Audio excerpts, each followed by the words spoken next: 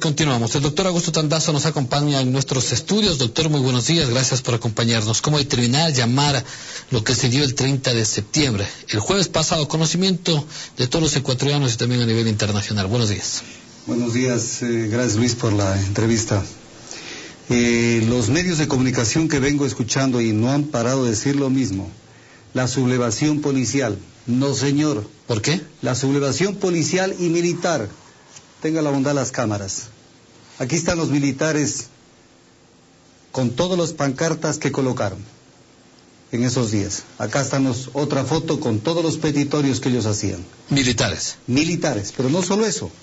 Cuando en el Ministerio de Defensa se reunieron los militares, dice textualmente la información de prensa, que los miembros de la aviación, el ejército y la marina gritaban: Correa, escucha, la tropa está en lucha. De tal manera de que esto no es solamente policial, esto fue prácticamente, lo que pasa es que los unos pasaron a la acción en la toma de instalaciones, pero los militares también lo hicieron. El Ministerio de Defensa estuvo tomado, la base aérea también estuvo tomada. ¿Pero el escenario estaba previsto para que se dé todo esto? No, ¿Cómo se termina? ¿O fue un hecho fortuito? Este es un hecho, es una respuesta a la ley de servicio público, a la prepotencia con la que maneja el gobierno los temas del manejo y la conducción de la nación. ¿Qué dijo el jefe del Comando Conjunto de las Fuerzas Armadas? Y sigue de jefe del Comando Conjunto, y está bien que siga. ¿Qué dijo? Solicitamos encarecidamente que la mencionada ley sea revisada o dejada sin efecto para que el personal de militares y policías no se vean afectados en sus derechos. ¿De qué fecha fue esa declaración? Eso lo hizo el 30 de septiembre, en pleno momento del problema, como a las 2 de la tarde de ese día. Entonces esto no es un problema policial, es un problema militar y policial, derivado de la ley de servicio público. ¿Qué mismo originó el problema entonces en el fondo? Es sencillo. Aquí está la ley que salió de la Asamblea Nacional, la derogatoria tercera, decía, esto es lo más importante de la entrevista, Luis, decía, con excepción de las normas que regulan las Fuerzas Armadas y la Policía Nacional, o sea, hacían excepción de la policía y el ejército y las Fuerzas Armadas, se derogan las leyes, reglamentos, normas, resoluciones, acuerdos o cualquier tipo de disposición que reconozca bonificaciones. Con excepción, cuando el presidente manda el veto parcial al que prácticamente se allanaron los asambleístas, se suprimió la parte inicial, con excepción de las normas que regulan las Fuerzas Armadas y la Policía Nacional. De tal manera que con esto, ¿cómo quedó el texto?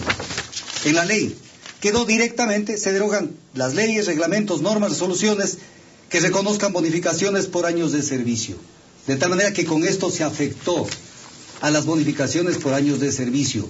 En un comienzo daba pena verlo al ministro de Relaciones Laborales cómo se defendía. No, es que esto no es así porque si hay otra norma en la ley que dice otra cosa. No, señor. Lo único que hay, que es de donde se están agarrando como elefante colgado de una telaraña, es en el sentido de que sí se les está reconociendo horas extraordinarias.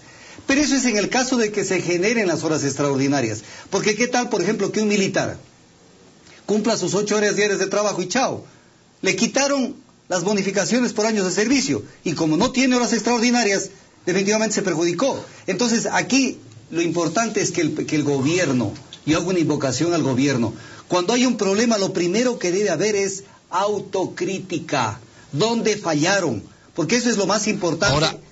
Ahora, ¿se va a cambiar la ley orgánica de servicio público o no? El presidente ha dicho que no. El presidente dijo que no cambiará ni un solo artículo. Vea, señor presidente. Pero se debe cambiar. Queda el problema ahí latente. Usted está afectando derechos que han sido adquiridos a través de años y años por los militares y los policías. ¿Acaso que esto se puede solucionar? Un problema de intransigencia y de beligerancia no se puede solucionar con mayor intransigencia. Eso no se puede solucionar de esa manera. Hay que mirar hacia adentro donde está el problema. No solucionar esto en los efectos, sino en las causas del problema. Pero mire, esto sí llama la atención. Declaraciones del 3 de octubre del 2010 publicadas en El Universo. El presidente dice, el Partido Sociedad Patriótica, ¿quién lo culpa? Son especialistas en inteligencia. Tienen una capacidad de desinformar y distorsionar. Son especialistas en inteligencia. Señor presidente, ¿y entonces dónde queda el Comité Nacional de Inteligencia, creado a través del reglamento a la Ley de Seguridad Pública y del Estado, integrado, me voy a demorar, por el Secretario Nacional de Inteligencia, el delegado del Ministro Coordinador de la Seguridad, el Director General de Inteligencia del Comando Conjunto de las Fuerzas Armadas, el Director de Inteligencia de la Policía, el jefe de la ULCO, el delegado del Ministerio de Relaciones Exteriores, el director de Inteligencia y Hidrocarburos, el director de la Unidad de Inteligencia Financiera, el jefe de Servicio de Protección Presidencial y el director de la Unidad de Gestión de Seguridad Interna de la Presidencia de la República. Entonces, ¿qué pasa? Sociedad patriótica, la inteligencia sociedad patriótica es superior a la de estas 10 personas que integran el Comité Nacional de Inteligencia. Mire primero hacia adentro, donde fallaron los estamentos del propio gobierno para el control de este tema. ¿Qué va a pasar con ciertos policías que organizaron, protagonizaron estos eventos? ¿Cómo se los va a juzgar, sancionar? ¿Qué va a pasar? Mire, la Constitución Política de la República, que prevalece sobre cualquier norma, sobre cualquier ley, y que los jueces están obligados a cumplirla, dice en el artículo 160, en el caso de delitos cometidos dentro de su misión específica, serán juzgados por salas especializadas en materia militar y policial pertenecientes a la misma función judicial. ¿Cuál es la misión específica de la policía? Lo dice el artículo 158, protección interna, mantenimiento del orden público. Y el 163 dice, la misión es atender la seguridad ciudadana y el orden público. Por lo tanto, los policías, porque veo que ya les instauraron una instrucción fiscal, solamente pueden ser juzgados por salas especializadas en materia militar y policial de la misma función judicial. En el caso que nos ocupa, el juez 21º de garantías penales no es una sala especializada en materia policial de la función judicial. Esos juicios están conducidos a ser nulos. No pueden, no tienen competencia ni jurisdicción para este caso. Entonces no se solucionan los problemas con mayor prepotencia y arrogándose funciones que no las tienen. ¿Pueden haber otros temas a nivel nacional que se están tratando, se pueden tratar, que nuevamente puedan encender aquello? El problema subsiste porque están solucionando el problema en los efectos. La causa, que es la afectación a los derechos de los policías y militares, está allí. Pero además, en lo internacional, esto es una clase más o menos para que el Ecuador entienda cómo maneja la prensa internacional. Un simplismo, el intento de golpe de Estado, una respuesta tal vez desproporcionada de la policía y de los militares por la afectación de sus derechos. Azonada y golpe de Estado, ¿por dónde? Intento de asesinato al presidente, lo hubieran matado si tenían las armas ahí dentro. Intento de asesinato teniendo las armas al lado. Pero aparece dentro de esto en el escenario Alan García, el presidente del Perú, y le dice al Ecuador, y las declaraciones constan en los medios de comunicación, aquí está, dice Alan García, si dejamos pasar a los gorilas, el gorilaje se puede imponer en el continente. Señor García, esto le podemos permitir que usted lo diga, que lo diga cualquier persona menos usted.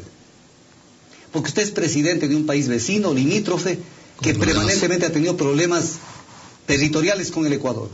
Entonces, sus aseveraciones y sus precisiones afectan la honra de los militares y de la policía del Ecuador.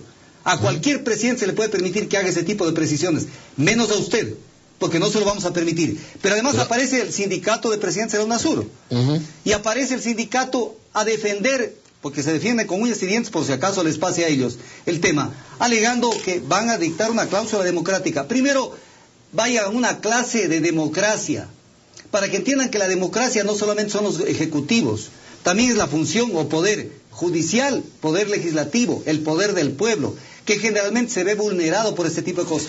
¿Acaso no vimos cosas terribles? Mire, Aminta Buenaño, por ejemplo, decía, vimos cosas terribles el día del levantamiento, decía Aminta Buenaño. Señora Buenaño, nosotros también vimos cosas terribles. ¿Sí se acuerda cuando usted les pasaba esos papelitos a los asambleístas donde decía, en los artículos tal hay que votar a favor y en los artículos tal en contra?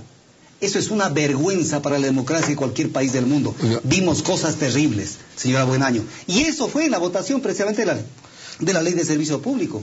Doctor, en cuanto al tema de los medios de comunicación, lo que pasó el día jueves, que pasara emisiones emitidas por el canal oficial, el canal del Estado. Mire, eso fue otro atropello a la libertad de expresión, porque de esa manera el Ecuador vio cómo solamente sesgadamente y solamente desde la una óptica se transmitía información. Y eso es para eso lo que están preparados. Pero permítame decirle algo más, porque aquí van a tener que cosechar todo lo que han sembrado. Se dictó la Ley de Servicio Público. Aquí está lo que ya quedó como ley. Los mayores de 65 años no pueden seguir ascendiendo en sus cargos. Y los mayores y a los 70 años tienen que jubilarse obligatoriamente. Yo les pregunto, Eloy Alfaro, que hizo su mejor presidencia, la segunda, lo hubieran jubilado, porque es el desprecio a la experiencia y al conocimiento. El pago con bonos, que no me digan después los jubilados, porque en este país la gente espera el problema para después reaccionar. ¿Qué es lo que le metieron en el artículo 129? Que se podrá pagar este beneficio con bonos del Estado.